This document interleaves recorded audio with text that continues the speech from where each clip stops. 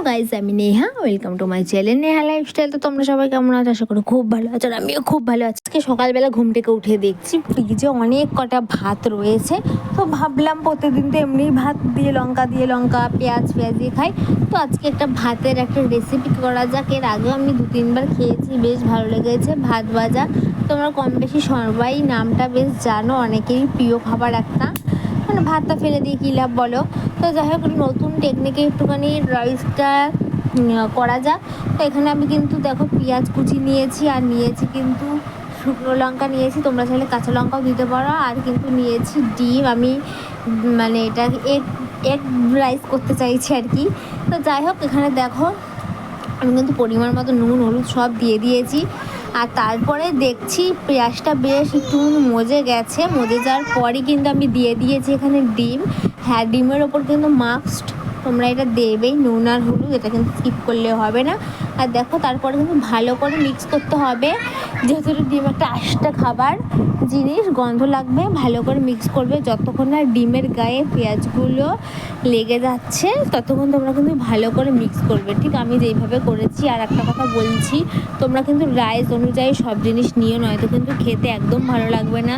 আমি কিন্তু রাইস পরিমাণের মতোই সব নিয়েছি। আর যেইটা কিন্তু দিতে ভুলে যেও না, হলুদ কিন্তু আগেই দিয়ে দেবে ডিমের মধ্যেই। ভাত রাইস দেওয়ার পর কিন্তু একদমই হলুদ দেবে না, একটা কাঁচা স্মেল বেরোবে, একদম ভালো লাগবে না। আমি কিন্তু আগেই দিয়ে দিয়েছি, তোমরা পুরো ভিডিওটা দেখলে সম্পূর্ণ বুঝতে পারবে আমি কী করে করেছি। বাড়িতে কিন্তু বানানো খুবই সহজ। তো চলো কথা না বাড়িয়ে তোমরা শুনতে থাকো। তারপরে দেখো এখানে কিন্তু আমি ডিমটা দিয়ে ভালো করে নাড়াই চেড়ে নিয়েছি। আর তারপর কিন্তু নেওয়ার পর যেই দেখছি হয়ে গেছে, আমি কিন্তু এখানে বাটিতে যা ভাত ছিল সব দিয়ে দিয়েছি। আর দেখো বেশ কিন্তু ভালো মিক্স হয়েছে। আবার কিছুটা কিন্তু দেখো চাকাও রয়েছে, ওটা কিন্তু তোমাদের ভেঙে নিতে হবে। তো ভাঙা হয়ে যাওয়ার পর আমি সুন্দর করে এটাকে কড়াইয়ে বসে একটু আয়নার সামনে স্টাইল করতে বসে পড়েছি। যা গরম পড়েছে, তারপর ফ্রিজটা খুলে ভাবলাম কিছু আছে না, কিন্তু দেখো দুঃখের বিষয় কিচ্ছু নেই। তারপর কপাল খারাপ হলে কি হয়, যা হয়। তারপরে দেখলাম নাড়াচাড়া দিয়ে দেখলাম ভাত বেশ হয়েই গেছে প্রায়।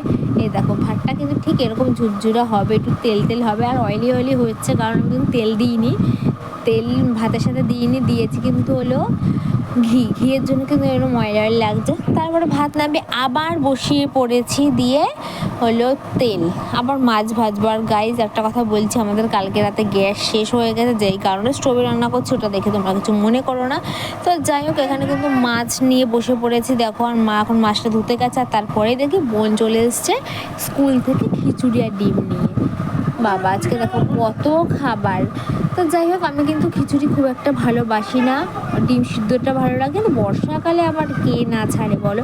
আর তারপরে দেখো আমি কি ঘটনাটা ঘটালাম, এমনভাবে ডিম ঢালতে গেলাম, আমার হাতে ছ্যাঁকা তো লাগলোই।